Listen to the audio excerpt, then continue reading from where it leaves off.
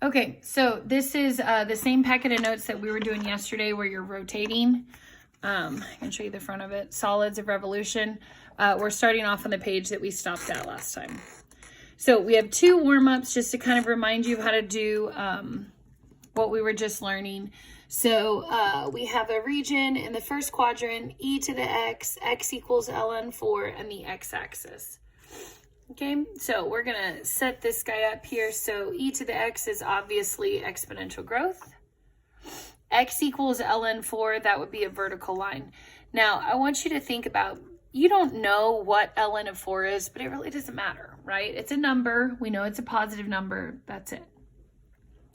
So I also want to be in the first quadrant, so I'm going to start shading here. I'm going to stop shading at ln 4.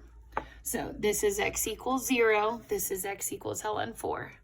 Top of my region is y equals e to the x. And then it says that I want to rotate about the x-axis. So that means that this right here is going to be my center. So if I kind of reflect this down across the center, okay, I can kind of visualize as this circles around what it's going to look like. I can also see that this is how long the radius of that would be. So remember that your radius, if it runs up and down, is top border minus bottom center border. So that'd be e to the x minus 0. Keep in mind that that's because your center is the x-axis. Oops, you can't see that. Okay, so then remember, I do volume equals. It's the integral of the area function.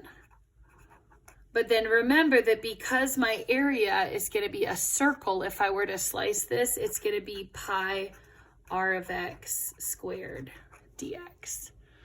And then remember that specifically my radius is the distance from e to the x to the x-axis.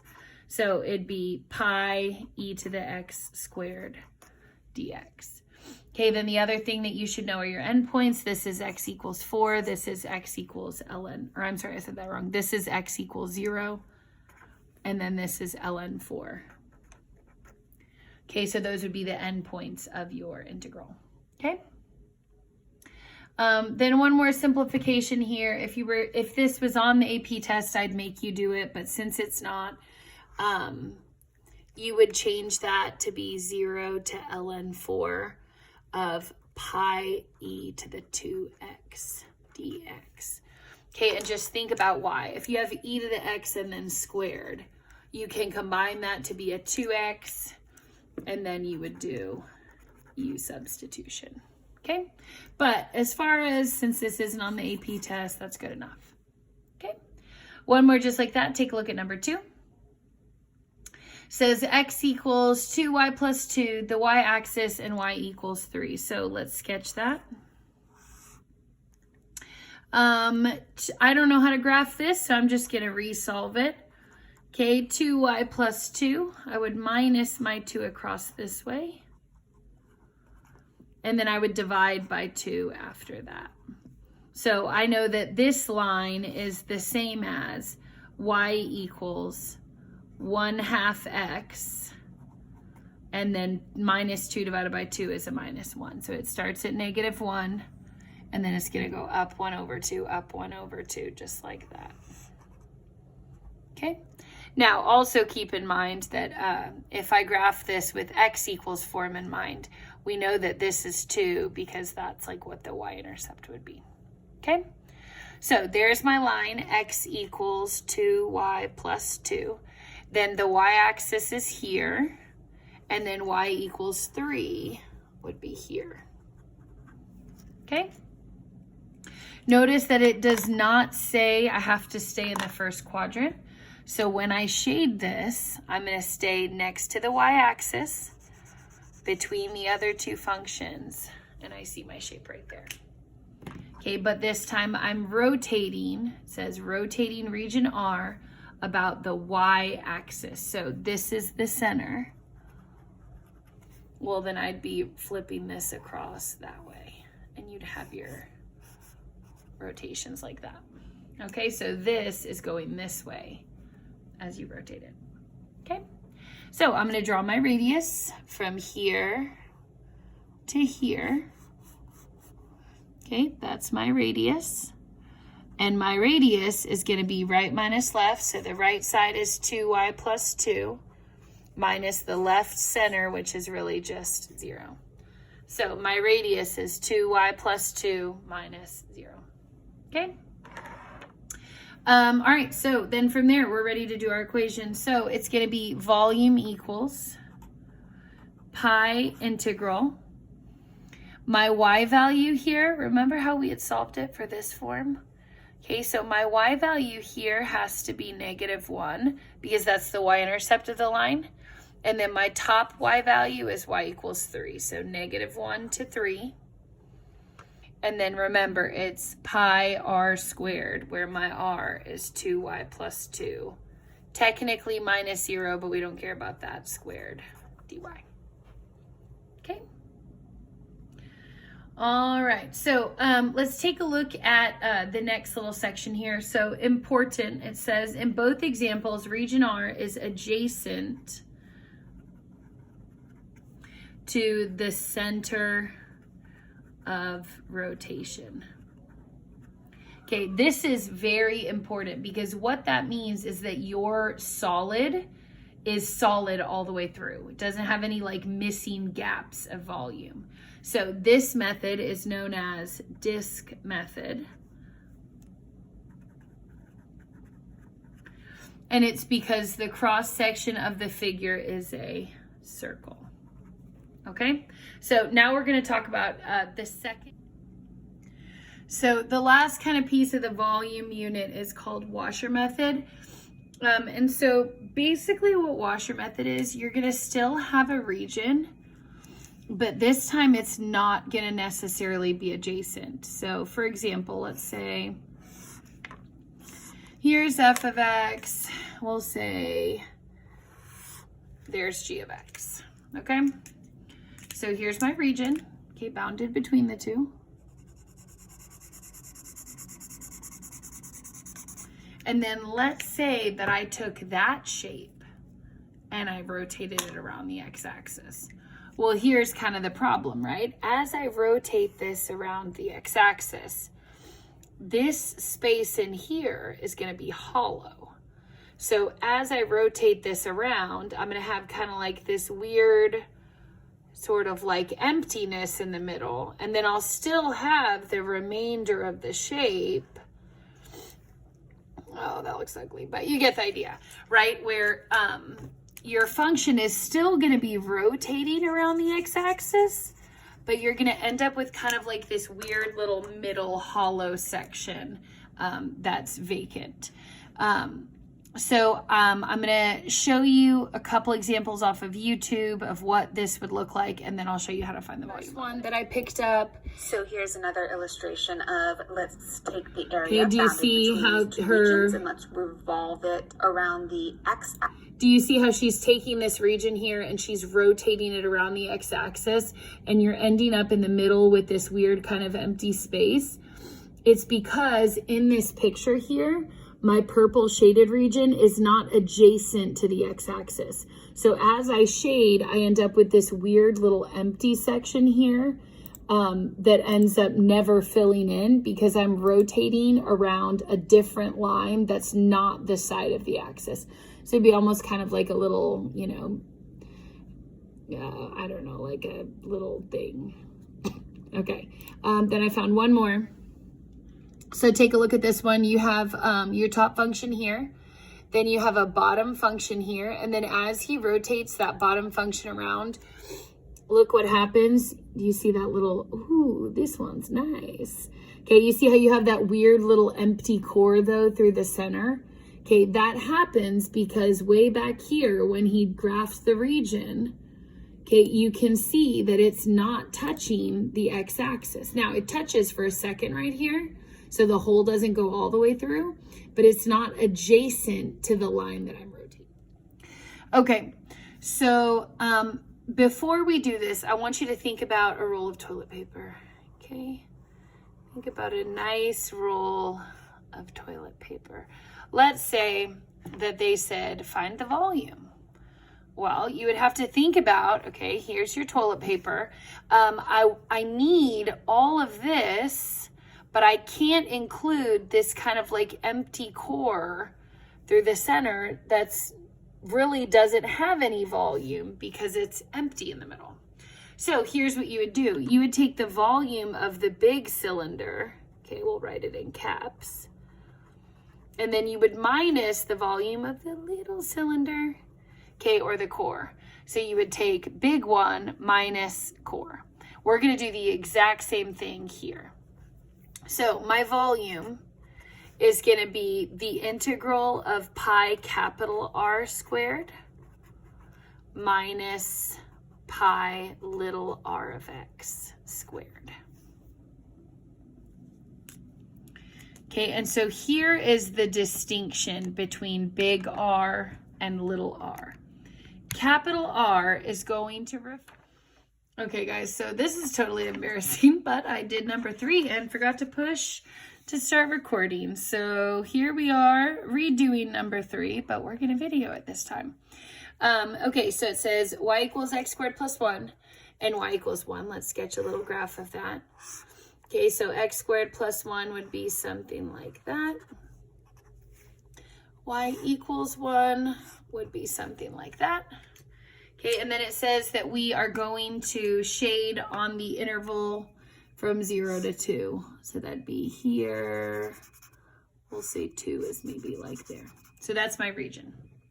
Okay. Then it says I am going to revolve this region around the x-axis. This is the x-axis. This is my center of rotation.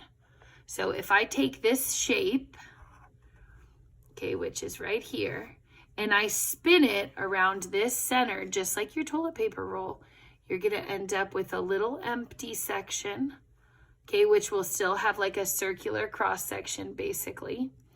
And then this guy here,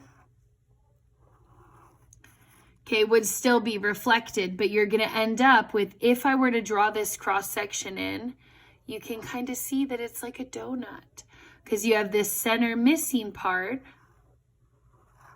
but then you have this solid sort of donut shape going around it, okay? So obviously I drew all over that and made it ugly, but the next thing I'm going to do is I'm going to draw my 2 R's. This is what I talked about on the other page. So your capital R always is touching center.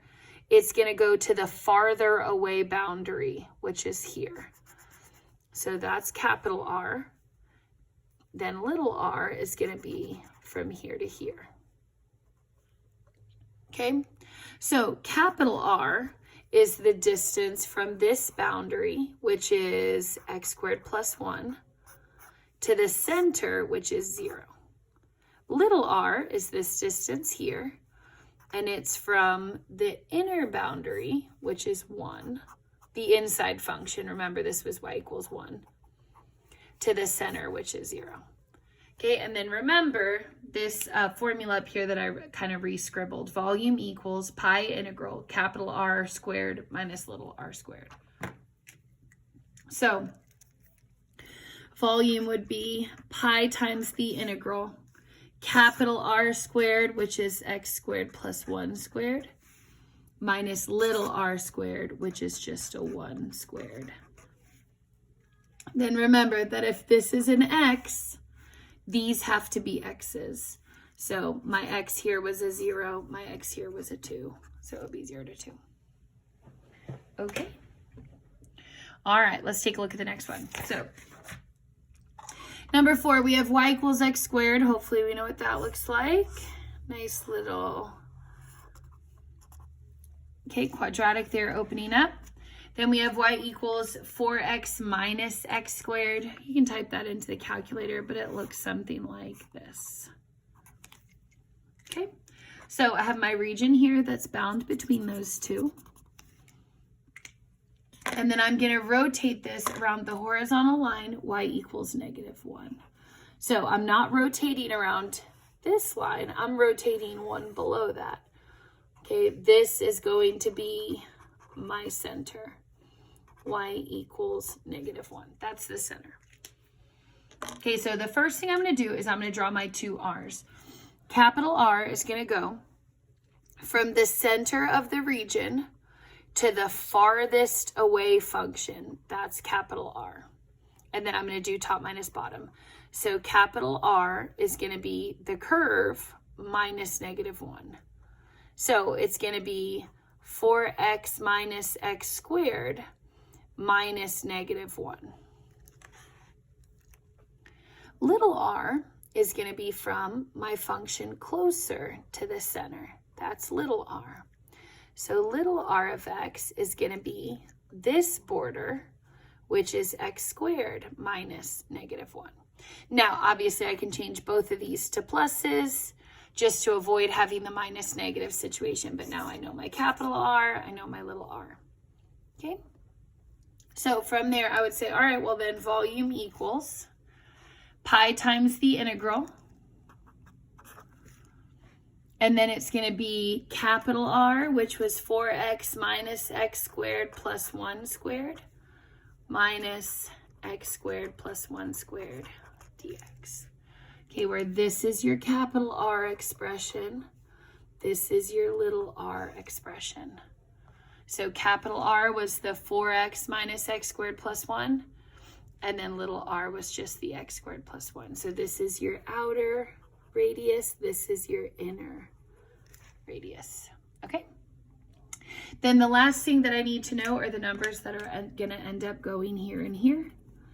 Okay, so remember that if this is a dx interval, then I need to know the two values that these functions cross at. And remember, you would do that the same way we always do it, by taking these equations and setting them equal. So I'm going to do that kind of over here to the side. So if I let 4x minus x squared be equal to x squared, then I would take all of this stuff across this way. So if I do x squared plus another x squared, that's 2x squared. My 4x was positive, so when I move it over, it's negative. And then I can set that equal to 0 and factor it. So it would be 0 equals 2x in the front, x minus 2. Hopefully you can read that. So my first intersection here is x equals 0. My second intersection here is x equals 2. And then those are the numbers that I put for my endpoints. So my first intersection was 0. My second intersection was 2. So that's what I put here and here. Okay. All right. Let's do another one. So we have the region bounded by 4 minus x.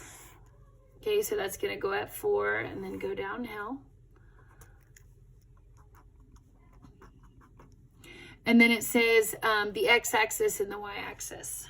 So hopefully you can visualize we're looking at this kind of like triangular shape right here. Okay.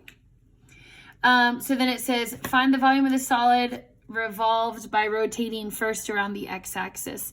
So let's think about if this is my center, and I'm actually going to redraw this picture over here. So if I rotate this around the x-axis, okay, you should notice that my region is adjacent to the x-axis. What that means is there's no gap. Okay, so I'm going to put here, my region is adjacent to the x-axis. And so what that tells me is that this is disk method, which means that I only have one capital R to find. Okay, which is easier, right?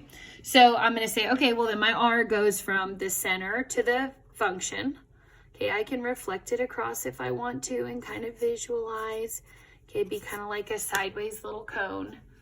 Okay, so my capital R is going to be top minus bottom, which is my line 4 minus x, minus the x-axis is the center. And then I do volume equals pi integral 4 minus x squared dx. Then I need to put my endpoint. So this is obviously x equals 0. And then think about where this is going to cross. If I start at 4, minus what will give me 0 again? Well, that has to be 4. Or if you like graphing, you could think about I'm going down 1 over 1, down 1 over 1, 4 times until I hit this x-axis. So 0, 4, boom. Okay? Now, let's look at this second one. I want to rotate this guy around y equals 4. So think about, that's where this line starts. Okay, but this is my center. Is my shaded region adjacent, fully touching this center? No. I'm going to end up with this weird little gap here. Okay, so remember, I'm going to draw my R's. Capital R goes from the center to the farther away function. That's capital R. Now, what is capital R touching? Well, it's touching the line y equals 4 minus the bottom is the x-axis, which is 0. So capital R is 4. Little r is going to go from the center to the closer function. So little r is going to be the top center minus the line which is here, which is my 4 minus x. Okay, now think about 4 minus 4 is going to cross out. Minus negative x is going to be a positive x. Now, you might be confused why we picked this order. You're always just going to do top minus bottom. So if y equals 4 is the top of if it's above your other two functions, that's totally fine. Top minus bottom. The other thing I would say though is if you subtracted these backwards, it really wouldn't matter because remember, you're going to end up squaring it. So remember, it's big R squared minus little r squared.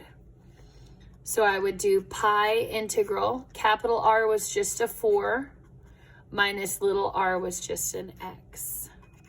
Remember, both of those should be squared and your endpoint should still be 0 to 4. So this is your outer distance. And then this is your inner distance. Okay? Capital R, little r. Okay. All right, turn the page. And if this seems really hard right now, I would say just kind of do your best to get the idea. I wouldn't super stress yourself out about this right now. I want to skip ahead to this question, this practice problem. Okay, so it says let region S be y equals sine x over 2 in the first quadrant from 0 to pi. So it says sine x over 2, sine function looks like this. Okay, now think about for a second. Okay, normally sine would touch again at 0, but the 2 in the middle, that's a horizontal stretch. Okay, and so instead of my graph hitting here at 0, it's going to actually end up hitting at pi actually would be, this would be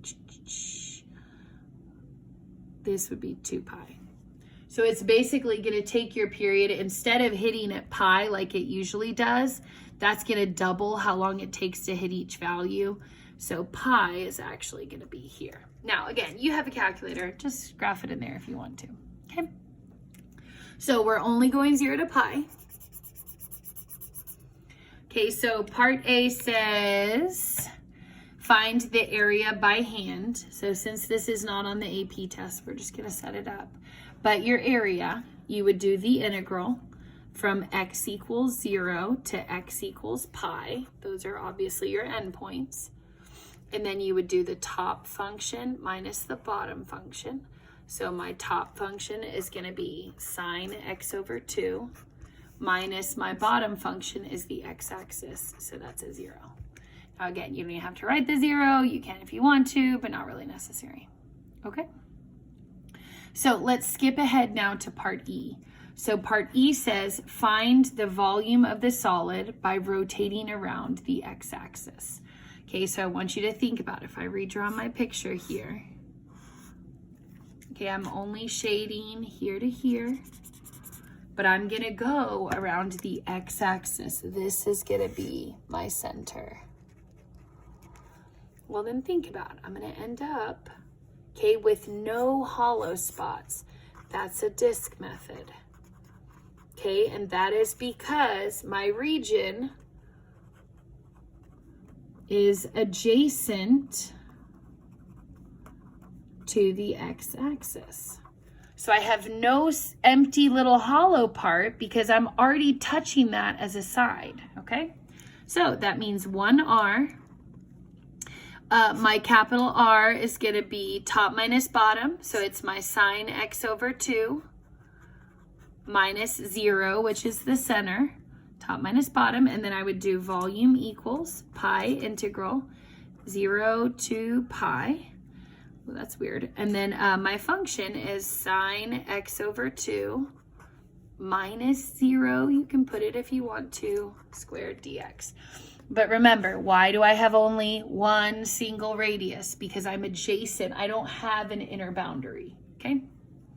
Part F, now I want to take that same region, okay, and I want to rotate it around the line y equals 3. Okay, so I want to take my exact same region, which is under my sine graph, but touching the x-axis, and I want to rotate that around the line y equals 3. So think about, if I'm rotating this across, this is now my center, then I'm going to end up, when I reflect this, okay, with a big open space through the middle. That's your hint that you have 2 R's. So let's draw them in. Capital R goes from the center to the farther away border. That's capital R. Little r goes from the center to the closer border. That's little r. And then remember, you're still just doing top minus bottom to figure out how far it is. So capital R, top minus bottom, is 3 minus 0. So capital R is 3 minus 0, which is just 3. Little r is this center distance. Little r is 3 minus the sine x over 2. Okay, because think about, what's the top of your little r touching? It's touching 3. What's the bottom touching? Sine x over 2. Now, if you flip-flop these and subtracted, remember it doesn't matter, because what am I going to do with my radius? I'm going to square it anyway. Nobody cares. So it'll be volume equals pi times the integral of capital R squared. This distance is always 3. Okay, because I didn't have any, this isn't really like a function. From the x-axis to 3, that distance is always 3. But then for my inner, right here, it was 3 minus sine x over 2 squared dx from 0 to pi. Okay? All right, so the last thing that I want to do on this page is I do want to go back and just kind of look at these two. So if I'm doing part C, okay, I'm just only going to do part C. I'm not going to do D. Here's your region, same old, same old. Okay, but then it says that I'm going to do a volume with a square cross section perpendicular to the x-axis. This is what we learned last week. You would say, okay, well, I know it's dx. Let me draw it in. Okay, that's my base. My base is top minus bottom, which is sine x over 2 minus 0. A square, the area is b squared. And then to find volume, I just integrate that. So it would be sine x over 2 minus 0, put it or not, doesn't matter, squared dx, then from 0 to pi. So notice that when you are revolving or rotating, you're going to get this pi in the front. Okay, but if it's a shape like a square, there's no pi in the area formula for a square. Okay, so that's why I don't end up with a pi inside that when I do the volume. Okay. All right, let's see if there's anything else in here that we need to do.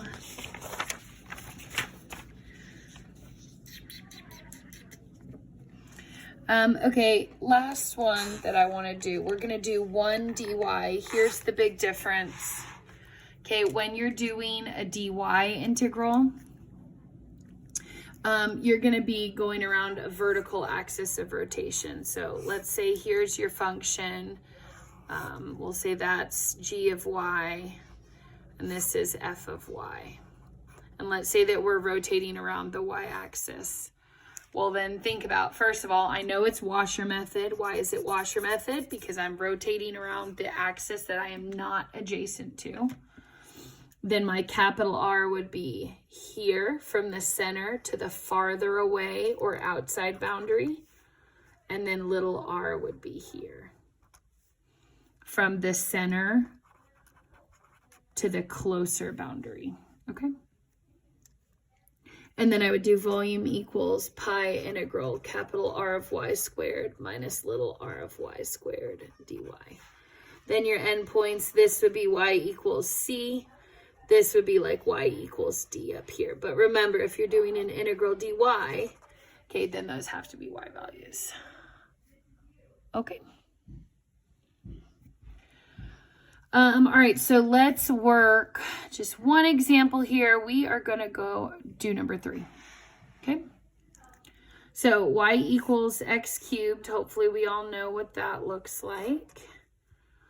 Y equals 0, that's here. And then x equals 2, that's here.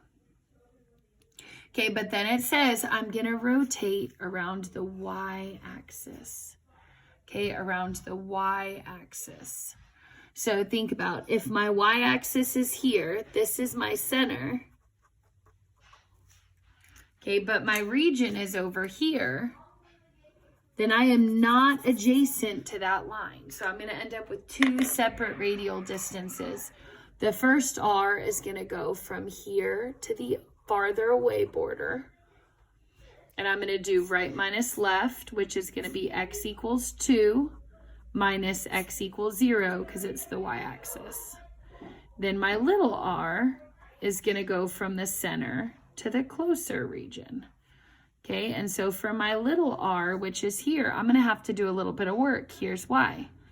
I cannot keep this equation in that form. That's no good. If I'm doing a dy integral, that has to be an x equals.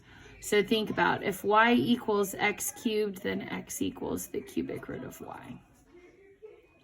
And so when I do right minus left, it's going to be cubic root y minus 0. So little r is cubic root y minus 0, where cubic root y is this right end of that radius, and then 0 is the left end. Okay, so I do volume equals pi integral. Capital R squared was 2 minus 0 squared. And then little r was cubic root y minus 0 squared dy. Okay, then the other thing that we would need are our endpoints. And remember, if this is a dy integral, these have to both be y values. So this is obviously y equals 0.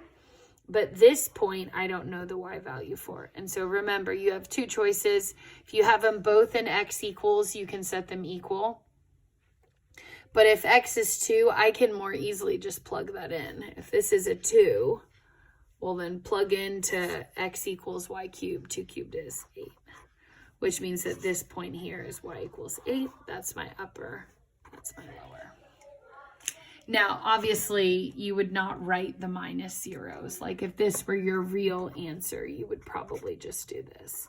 0 to 8, 2 squared, cubic root y squared dy. And then think about, could you work that integral out? Hopefully the answer is yes. Okay, 2 squared here, that's really just a 4. And then cubic root of y squared, that'd be a y to the 2/3 dy. Then you would take your antiderivative. Okay, so that would be like a 4y here. Add 3/3 to 2/3, you'd have y to the 5/3. Put a 3/5 in front of that. Then you'd plug in 8 and 0 and then subtract. Okay, whatever those numbers are. Now don't forget that this pi should still be here in the front. So at the end, you'd get whatever those 2 answers are. And your answer would be pi, and then this number minus that number. Okay, good job.